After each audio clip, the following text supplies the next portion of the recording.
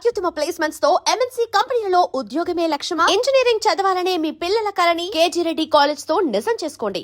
జరగబోయేది ఇప్పుడు సికింద్రాబాద్లో కిషన్ రెడ్డి గారికి చాలా పెద్ద ఒక ఛాలెంజ్ రాబోతుంది. ఒకటి, వీళ్ళు ముగ్గురు యాక్చువల్లీ కిషన్ రెడ్డి ఒకరే కాదు, కొండా విశ్వేశ్వరరెడ్డి కానీ ఇక్కడ ఈట్ల రాజేందర్ కానీ వీళ్ళ అండర్లో ఎంపీ సీట్ గెలిచినా కానీ ఒక్క అసెంబ్లీ సెగ్మెంట్ కూడా వాళ్ళు గెలవలేదు. ఓకే, అంటే అసెంబ్లీ దానికన్నా ముందు నడిచింది, 6 నెలల ముందు వచ్చిన ఎలక్షన్లో ఒక్క సీటు కూడా గెలవలేదు. కానీ లోక్సభకి వచ్చినప్పుడు మోదీ గారి పేరు ఇండివిజువల్ ఇన్ఫ్లుయెన్స్ 8 సీట్లు బీజేపీకి వచ్చినాయి, 8 ఎంపీ సీట్లు, దాంట్లో 3 సిటీలోనే ఉంది, సిటీ సెంట్రిక్ పార్టీ. అట్లాంటి పరిస్థితుల్లో ఇప్పుడు వీళ్ళు వార్డులు ఎట్లా గెలుస్తారు, that is going to a big challenge. Etela Rajender naturally ఆయన సపోర్టర్స్ని పుష్ చేస్తారు. చాలామంది మీరు షామీర్పేట వైపు వెళ్తే మొత్తం ఫ్లెక్సీలు, కట్అవుట్లు అది అన్నీ ఉన్నాయి. ఇప్పుడు న్యాచురల్లీ వాళ్ళు ఈట్ల రాజేందర్ అక్కడే ఉంటారు, షామీర్పేట వైపు, అంటే మన ఔటర్ రింగ్ రోడ్ దగ్గర ఉంటారు. ఆయన అటెన్షన్ క్యాచ్ చేయడానికి గెలుస్తారో లేదో తెలియదు. సీట్లు ఇవ్వకపోతే రెబల్గా పోటీ చేసి నిజామాబాద్లో జరిగినట్లు 3-4 సీట్లు పోతాయి. నిజామాబాద్లో అదే అయితే బీజేపీకి మెజారిటీ వచ్చేస్తుంది on their own. Minority 43% minority ఉంది నిజామాబాద్లో, అప్పుడు కూడా బీజేపీ బాగా పర్ఫామ్ చేశారు. దాన్ని ధర్మపురి అరవింద్ గారిని క్రెడిట్ ఇవ్వాల్సిందే. ఇక్కడ రాజేందర్ గారు చేయగలుగుతారా లేదా, that is going to be biggest problem. ఆయనకి బీజేపీలో ఉన్న కొన్ని నేతలకి పడదు. అది ఇవాళ టైమ్స్ ఆఫ్ ఇండియాలో ఒక ఆర్టికల్ కూడా వచ్చింది దాని గురించి. బీజేపీ హిందుత్వం అజెండాని తగ్గించి డెవలప్మెంట్ అజెండా గురించి మాట్లాడబోతున్నారు అని చెప్పి. నేను ఇదే మాట నెల నుంచి చెప్పుకుంటూ వస్తున్నాను. మోదీ గారి 65 స్కీమ్లు ఉన్నాయి, టాప్ 10 స్కీమ్స్ తీసుకొని మీరు దాని మీద పనిచేయండి. I give you one example Kavitha గారు. మన LPG gas subsidy Revanth Reddy గారు ఏమన్నారంటే, మీకు నేను ఉచితంగా ఇస్తాను, 500 రూపాయలకి నేను సిలిండర్ మీకు ఇస్తాను అని చెప్పారు. మోదీ గవర్నమెంట్ ఆల్రెడీ 500 రూపాయలు సబ్సిడీ ఇస్తున్నారు. అప్పుడు ఎవరు సబ్సిడీ పోతుంది ఇప్పుడు కస్టమర్కి అర్థం కావట్లేదు. ఎందుకంటే ఫస్ట్ దాంట్లో మోదీ గవర్నమెంట్ అనలైజ్ చేసింది సరిగైన పేదవాళ్ళకి ఇస్తున్నారు. కానీ తెలంగాణ గవర్నమెంట్ ప్లాన్ చేసిన దాంట్లో చాలామందికి కార్లు ఉన్నాయి, పెద్ద పెద్ద బైక్లు ఉన్నాయి, సొంత ఇల్లు ఉంది. వాళ్ళకు మీరు సబ్సిడీ గ్యాస్ ఎట్లా ఇస్తున్నారో ఇట్స్ నాట్ అండర్స్టాండ్. ఎందుకంటే మోదీ గవర్నమెంట్ చాలా మటుకు ఫస్ట్ గివ్ అవే క్యాంపెయిన్ ఒకటి ఇచ్చారు, గివ్ ఇట్ అప్ చెప్పేసి. దాని తర్వాత ఇన్కమ్ ట్యాక్స్ చూశారు వాళ్ళు. ఇన్కమ్ ట్యాక్స్ ఎవరెవరు ఫైల్ చేస్తున్నారో వాళ్ళని తీసేశారు లిస్ట్ నుంచి, సబ్సిడీ నుంచి. సరేనా, పేదోళ్ళకే ఇవ్వాలి సబ్సిడీ. ఈ స్కీమ్లో బీజేపీ వాళ్ళు ఇప్పుడు కూడా కన్ఫ్యూజ్ ఉన్నారు. నిన్న నేను ఒక బీజేపీ కార్పొరేటర్తో మాట్లాడా, ఆయన వాయిస్ క్లిప్ నా ఫోన్లో ఉంది. ఆయన అంటున్నారు, సార్ నాకు తెలుసు, కానీ నేను వెళ్ళి బ్యాంకులో వెళ్ళి అడిగాను, ఆ లిస్ట్ ఆఫ్ కస్టమర్స్ మీరు సబ్సిడీ ఇస్తున్నారు కదా వాళ్ళ పేర్లు ఇస్తా అంటే మేము ఇవ్వమని చెప్పారంట. ఇండియన్ హెచ్పిసిఎల్ బీపీసీఎల్ వాళ్ళ అవుట్లెట్కి వెళ్ళి, సార్ ఆ డీటెయిల్స్ ఇవ్వండి ఎవరెవరికి సబ్సిడీ ఇస్తున్నారంటే వాళ్ళు కూడా ఇవ్వరని చెప్పారు. ఆలోచించండి, BJP the ruling party in Delhi, వాళ్ళు ఇక్కడున్న పెట్రోలియం కంపెనీస్ దగ్గర నుంచి ఇన్ఫర్మేషన్ తీసుకోలేకపోతున్నారు. ఎందుకంటే నాన్ కోఆపరేషన్ ఆబ్వియస్లీ దాంట్లో సెల్ఫిష్ ఉంటుంది. ఇక్కడ ఉన్న లోకల్ వాళ్ళు బహుశా బీజేపీని సపోర్ట్ చేయట్లేదేమో, లేకుంటే స్టేట్ గవర్నమెంట్ ఇన్స్ట్రక్షన్స్ వచ్చి ఉంటుంది. లేకుంటే నిర్మలా సీతారామన్ గారు ఆఫీస్ ఒక ఇన్స్ట్రక్షన్ ఇస్తే బెనిఫిషరీస్ ఎవరు ఉన్నారో వాళ్ళ లిస్టు బయట పెట్టండి అని చెప్తే అయిపోతుండే. స్టేట్ లెవెల్ బ్యాంకింగ్ కమిటీ అని ఉంది, ముందు ఆంధ్ర బ్యాంక్ ఉండే, I think it must be now with the union bank, వాళ్ళు మర్జ్ అయిపోయారు కదా, వాళ్ళు ఇవ్వాల్సి ఉండే. నేను ఎప్పుడూ అడుగుతున్నాను దీని గురించి. నెక్స్ట్ మీరు ప్రధాన్ మంత్రి ఆవాస్ యోజన, కేసీఆర్ గారు ఎప్పుడు కేసీఆర్ ఇచ్చిన ఇల్లు, ఇప్పుడు వీళ్ళు ఇంద్రమ్మ ఇచ్చిన ఇల్లు అంటున్నారు. దీంట్లో సబ్సిడీ కాంపోనెంట్ చాలా పెద్దది, సెంట్రల్ గవర్నమెంట్. మీరు ఈవెన్ బీబీ నగర్ వైపు వెళ్ళండి, మిగతా కొల్లూరు వైపు వెళ్ళండి, అక్కడ PMAY అని రాసి ఉంటుంది ఫ్లాట్ పైన, ప్రధాన్ మంత్రి ఆవాస్ యోజన. అది ఎక్స్ప్లెయిన్ చేయరు ఎవరు, బీజేపీ వాళ్ళు కూడా ఎక్స్ప్లెయిన్ చేయరు. దాట్ ఎవరైనా గృహప్రవేశం చేసినప్పుడు KTR రిబన్ కట్ చేసి లోపలికి వెళ్ళాడు. కిషన్ రెడ్డిని విలువనే కూడా లేదు వాళ్ళు. తర్వాత ధర్నా గిర్నా చేశారు వీళ్ళు. అంటే మీ స్కీమ్లకి మీ క్రెడిట్ తీసుకోలేకపోతున్నారు. దాని గురించి వాళ్ళ ఆర్టికల్ వచ్చింది. దట్ ఇది ఎప్పుడో మోదీ గారు చెప్పారు, మన స్కీమ్లు ఉన్నాయి, దానికి వెళ్ళి ప్రజలకి చెప్పండి అంటే అది పక్కన పెట్టి లోకల్ పాలిటిక్స్ ఆడుకుంటా హిందుత్వ పనికి వస్తుంది టు ఎ లిమిటెడ్ ఎక్స్టెంట్. సిటీలో వచ్చినప్పుడు ఏమవుతుందంటే డెవలప్మెంట్ గురించి మాట్లాడతారు. నేను చెప్పాను వీళ్ళకి ఫ్రీ ఉచిత బియ్యం ఇస్తున్నాను, మోదీ గారు ఇస్తున్నారు కదా ఉచిత బియ్యం. మోదీ గవర్నమెంట్ ఇస్తున్నారు కదా, కోవిడ్లో స్టార్ట్ అయింది అది, ఇప్పుడు కూడా కంటిన్యూ అవుతుంది. ఎంతమంది పేదోళ్ళకి ఇస్తున్నారు వాళ్ళకి తెలుసా? మోదీ గవర్నమెంట్ ఇస్తున్నారు, వాళ్ళు ఏమనుకుంటారు రేవంత్ రెడ్డి ఇస్తున్నారు. రేవంత్ రెడ్డి ఫోటో పెడతారు అక్కడ రేషన్ షాప్లో. మీకు గుర్తుంటే నిర్మలా సీతారామన్ గారు ఢిల్లీ నుంచి కామారెడ్డికి వచ్చి కామారెడ్డి కలెక్టర్ని దులిపారు తీసుకెళ్ళి మొత్తం ఆ రోజు.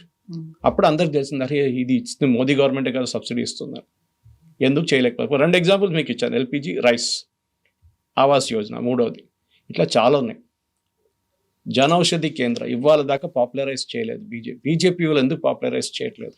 జనరిక్ మెడిసిన్ మీకు బయట దొరికే ఒక మెడిసిన్ 100 రూపాయలు ఉంటే అక్కడ మీకు 10 రూపాయలు దొరుకుతుంది. ఈక్వల్ ఎఫెక్టివ్నెస్, అది కూడా గవర్నమెంట్ గ్యారంటీడ్, అది లేదు. Pradhan Mantri Kaushal Yojana, skill development programme చాలా చోట్ల ఆపేశారు. మా అల్వాల్ వైపు ఆపేశారు. అడిగితే ఏమంటున్నారంటే స్టేట్ గవర్నమెంట్ ఫండ్ ఇవ్వట్లేదు. ఈ ఫండింగ్ సెంట్రల్ గవర్నమెంట్ నుంచి స్టేట్కి వెళ్తుంది, స్టేట్ యాక్చువల్లీ డిస్పర్స్ చేయాలి. సెంట్రల్ గవర్నమెంట్ ఇచ్చారా లేదా, స్టేట్ గవర్నమెంట్ ఎందుకు డిస్పర్స్ చేయట్లేదు ఎవరైనా వెళ్ళి అడిగారా బీజేపీ లీడర్స్? అడగలేదు. మీరు ఆర్టీఐ కూడా ఫైల్ చేయొచ్చు. లేకుంటే కిషన్ రెడ్డి లాంటి వాళ్ళు, ఈట్ల రాజేంద్ర వాళ్ళు వెళ్ళి కూర్చొని సెక్రటేరియట్లో మాకు తెలియాలంటే ఇవ్వాల్సిందే వాళ్ళు, because they are MPs.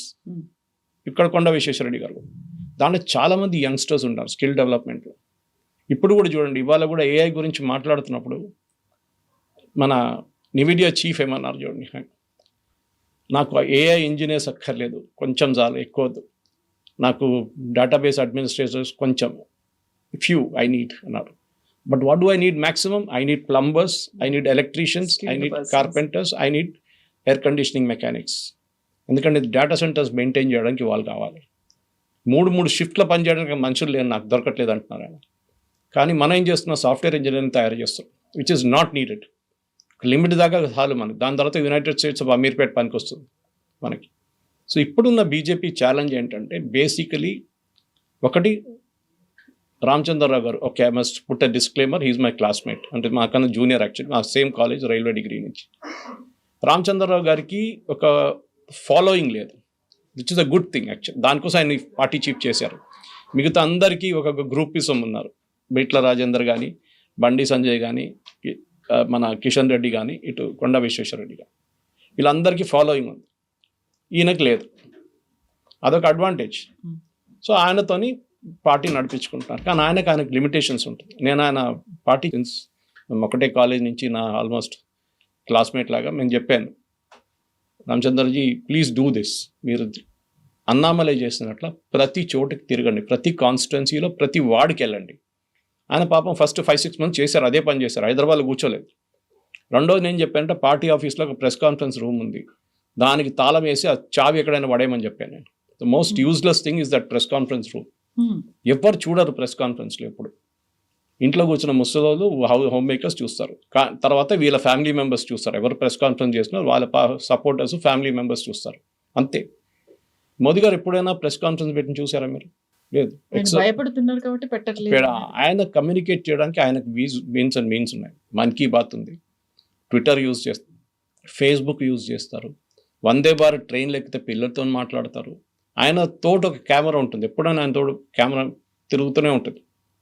So ఆయనకు చెప్పాల్సింది చెప్పేసి, that is where modern communication. ఎందుకంటే మీరు ఒక అర్బన్ అగ్లామరేషన్ ఉన్నప్పుడు communication is the key.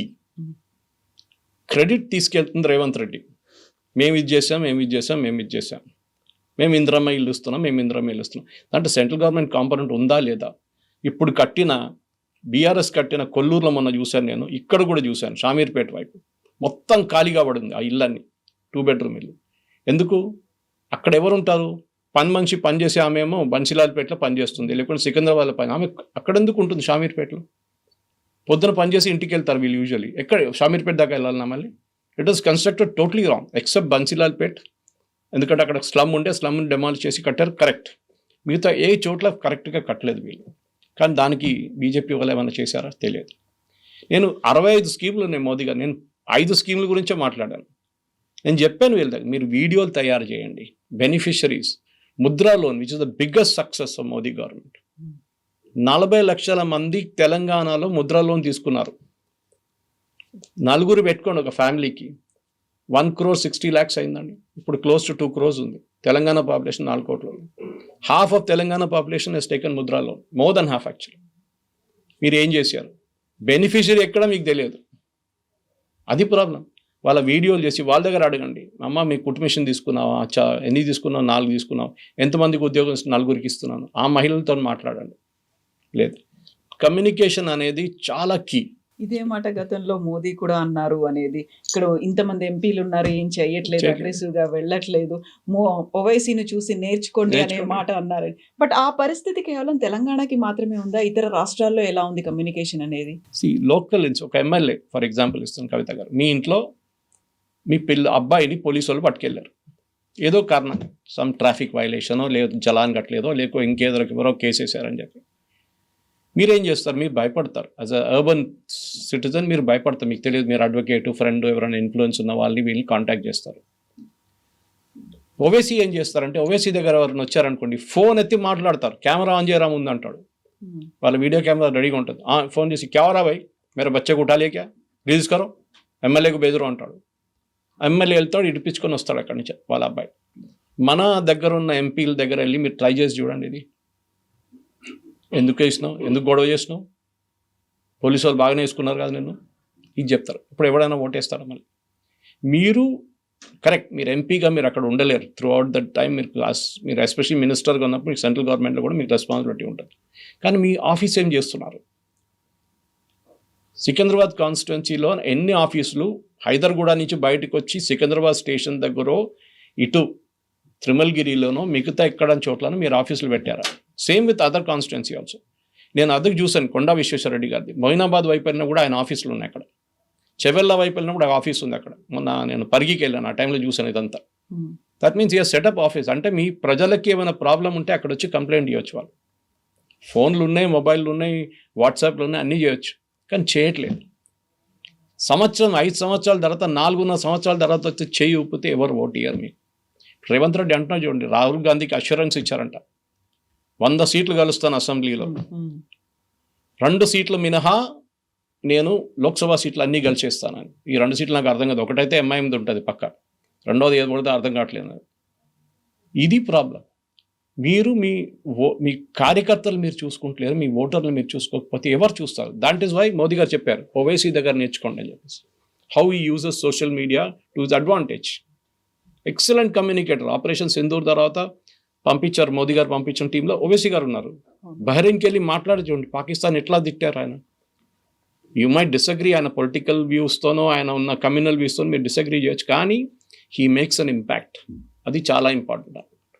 So ఇప్పుడు బీజేపీ చేయాల్సింది ఫస్ట్, నేను ఎప్పటి నుంచో చెప్తున్నాను, మీ 40-45 కార్పొరేటర్లు ఇప్పుడే ఇమ్మీడియట్గా వాళ్ళు పనిచేస్తున్నారు, ప్రాబ్లం లేదు. వాళ్ళు కన్ఫర్మ్ చేసేయండి, ఎస్ టికెట్లు మీకు ఇస్తున్నాం. మిగతా ఆ 45 తీసేస్తే అప్రాక్సిమేట్లీ అరౌండ్ 260 260 మంది పేర్లు నెక్స్ట్ వీక్ అనౌన్స్ చేయండి. వాళ్ళకు 6 నెలలు మినిమం టైం ఇవ్వండి పని చేయడానికి. ఆ 6 నెలల్లో వారు మోదీ గవర్నమెంట్ స్కీములు తీసుకెళ్ళి వాళ్ళ ప్రతి ప్రజలకు వెళ్ళి చెప్పాల్సిన సిటీలో టైం ఇవ్వండి. మీరు ఒక వారం 10 రోజుల ముందు ఏం చేస్తాడు? Nothing you can do. వాళ్ళ పేర్లు కూడా తెలియదు ఈయన ఎవరని చెప్పేసి. వాళ్ళు గల్లీ తిరగాలి. ఎందుకంటే ఈ కార్పొరేటర్ యూనిక్ పొజిషన్లో ఉంటారు కవిత గారు.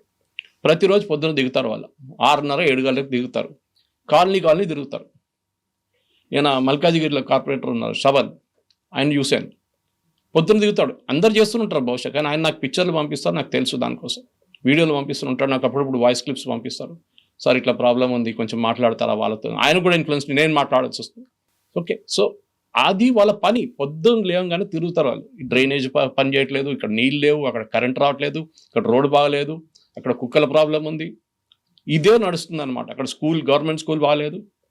సో వాళ్ళని మీరు 6 నెలలను పనిచేయాలంటే BJP has to nominate their corporators ఇప్పుడే. సరే ప్రాబ్లం రాబోతుంది ఏంటి? రెబెల్స్ వస్తారు, రెబెల్స్ నామినేషన్ ఫైల్ చేస్తా అంటే చేయనియండి, రెబెల్స్ చేయనియండి. వాళ్ళు కాకపోతే రేపేస్తారు కదా ఎట్లయినా. వాళ్ళు ఎలక్షన్ దగ్గరకు వచ్చినప్పుడు వాళ్ళు రెబెల్ ఫ్యాక్టర్ ఉంటుంది. కానీ మీరు ఇప్పుడు ఇస్తున్న ఆయనకి కన్ఫర్మేషన్ ఇచ్చి బీఫామ్ ఇప్పుడు ఇవ్వలేరు, కానీ బీఫామ్ ఇచ్చినట్లనే you say this is our official candidate list. 300 సీట్లకి ఎగ్జిస్టింగ్ కార్పొరేటర్స్ పక్కన పెట్టి మిగతా 240-250 మందికి మేము we're issuing kind of a B form right now. Then see the difference. ఇది ప్రాబ్లం. దానికోసం మనం చూస్తున్నాం. మోదీ గారు చెప్పారు, క్లాస్ తీసుకున్నారు కదా ఒక నెల ముందు అందరిని పిలిపించి. అదేమైందో తెలియదు క్లాస్ తీసుకున్న తర్వాత. మనం పేపర్లో చూసాం, కానీ వీళ్ళందరూ డినై చేస్తున్నారు, మోదీ గారు ఏం చెప్పలేదు అని చెప్పేసి చెప్పారు మోదీ గారు. You would have said also. ఆయన ఎగ్జాంపుల్ త్రివేంద్రం తీస్తున్నాడు మళ్ళీ. మొన్న ప్రైమ్ మినిస్టర్ హౌస్లో పిలిపించుకొని అందరినీ 1.5 hours కవిత గారు మాట్లాడారు. 1.5 hours ప్రతి కార్పొరేటర్ దగ్గర మాట్లాడారు. వెరీ గుడ్ జాబ్ డన్, మీకు ఎంత ఫండ్స్ కావాలో చెప్పండి, నేను ఇప్పిస్తాను. మీకు ఎక్కడెక్కడ మోడర్నైజేషన్ కావాలి, డ్రైనేజ్ ఉండొచ్చు, రోడ్లు ఉండొచ్చు, అండర్ సెంట్రల్ గవర్నమెంట్ అంతా చాలా ఫైనాన్సెస్ ఉంటాయి, ఫండ్స్ ఉంటుంది, నేను ఇప్పిస్తాను, మీకు ఏం కావాలి చెప్పండి. ఇది ఉంటుంది. సేపు మీరు హైదరాబాద్ గెలిస్తే ఆర్ సైబరాబాద్ గెలిస్తే ఆర్ మల్కాజిగిరి గెలిస్తే మీకు ఫండ్స్ వస్తుంది. మీకు డబుల్ ఇంజిన్ సర్కార్ అని చెప్పుకుంటారు చూడండి వీళ్ళు, అదే డబుల్ ఇంజిన్ సర్కార్. ట్రివాండ్రంకి ఎంత ఫండ్స్ వస్తుంది చూడండి ఇప్పుడు సడన్గా. అందరూ ఏడుస్తున్నారు మిగతా కార్పొరేషన్ వాళ్ళు కేరళలో, మాకెందుకు ఇవ్వట్లేదని. అప్పుడు ఎవరో చెప్పారు మీరు కూడా ఓటేస్తే మోదీ గారు మళ్ళీ ఆయన మీకు కూడా ఇస్తారని చెప్పేసి. అది సో ఇక్కడ గెలవాలంటే అర్బన్, ఫర్ ఎగ్జాంపుల్ నేను చెప్తాను కవిత గారు, మా ఏరియాలో వాళ్ళు మలయాళీస్ ఉంటారు, తమిళియన్స్ ఉంటారు, బెంగాలీ పెద్ద కమ్యూనిటీ, సిక్ గురుద్వారా కూడా ఉంది మా ఇంటి పక్కన. ఇట్లాంటి చాలా ఉన్నారు కమ్యూనిటీస్ ఉంచారు. కాచిగూడ తీసుకోండి, వీర్ సావర్కర్ స్టాచ్యూ ఉంది చూడండి, కాచిగూడ క్రాస్ రోడ్ నుంచి మొత్తం వాళ్ళ మరాఠీ వాళ్ళు ఉంటారు అక్కడ. మల్కాజిగిరి తమిళియన్స్, మలయాళీస్, వీరిని అప్రోచ్ కారు అసలు. వాళ్ళని ఒక నెగ్లెక్ట్ చేసినట్లు ఎలక్షన్ కన్నా ముందు ఒక మీటింగ్ పెడతారు. ఎందుకు? Malayalis I think there about 4 లక్షల మంది మలయాళీస్ ఉన్నారు ట్విన్ సిటీస్లో. 33 అసోసియేషన్స్ ఉన్నాయి వాళ్ళకి, కల్చరల్ అసోసియేషన్. ఓనం టైంలో అంతా ప్రోగ్రామ్ చేస్తారు వాళ్ళు. వాళ్ళని ఎవరైనా వెళ్ళి కాంటాక్ట్ చేశారా, వాళ్ళని కలిశారా? వీళ్ళు ఎలక్షన్ కన్నా 2 వారాల ముందు వాళ్ళతో మీటింగ్ పెట్టుకుంటారు. ఏమవుతుంది అప్పుడు? మా Malayalis typical half the fellows will be communist mindset ఉంటుంది వాళ్ళకి. పోనీయండి, అట్లీస్ట్ మెత్తం మీరు కలిశారు. శబరి ప్రాబ్లం ఉంది, ఒకటే ట్రైన్ ఉంది కేరళకి, ఎప్పుడున్న కంప్లైంట్ అది. 2వ ట్రైన్ లేదు ఇక్కడ నుంచి, టికెట్లే దొరకవు, శబరిమల సీజన్లో మర్చిపోండి. సో ఇట్లాంటి ప్రాబ్లమ్స్ని మీరు ఎట్లా ట్యాకిల్ చేస్తున్నారు? సరే we will introduce second train, Vande Bharat, అది ఉంది కదా, వందే మెట్రో ఏదైనా పెడతారు. వాళ్ళు కొత్త వందే మెట్రో కాదు, సారీ వందే మిగతా ట్రైన్స్ ఉన్నాయి లాంగ్ డిస్టెన్స్, అది పెడతారు వాళ్ళు. ఏదైనా కానీ at least meet dum. Kannada association వాళ్ళని మీట్ చేయండి. రాజస్థానీ అసోసియేషన్ చాలా యాక్టివ్ వాళ్ళు, గుజరాతీ అసోసియేషన్, ఎన్ని అసోసియేషన్ ఉంది చూడండి ట్విన్ సిటీస్లో. ఇక్కడే రాజా సింగ్ అడ్వాంటేజ్ కవిత గారు. రాజా సింగ్ ఆలోచించండి, ఎంఐఎంది హార్డ్ కోర్ ఏరియాలో గెలుస్తున్నాడు ఆయన గోషామైలో. ఎందుకు? వాళ్ళ కమ్యూనిటీ ఉన్నారు అక్కడ, రాజస్థానీ లోడ్ కమ్యూనిటీ ఉన్నారు, వాళ్ళు చూసుకుంటారు విక్టరీ. ఆయన ఈవెన్ ఇండిపెండెంట్గా నిలబడితే కూడా గెలుస్తారు. దీనికన్నా ముందు గెలిచారు కూడా, దాని తర్వాత టీడీపీకి వచ్చిన తర్వాత బీజేపీకి వచ్చింది. కానీ ఆయన్ని నెగ్లెక్ట్ చేస్తారు. ఇప్పుడు ఆయన మళ్ళీ బీజేపీలోకి తీసుకుంటారా? తీసుకోవాల్సింది, there no choice. Mass support అంటే అక్కడ.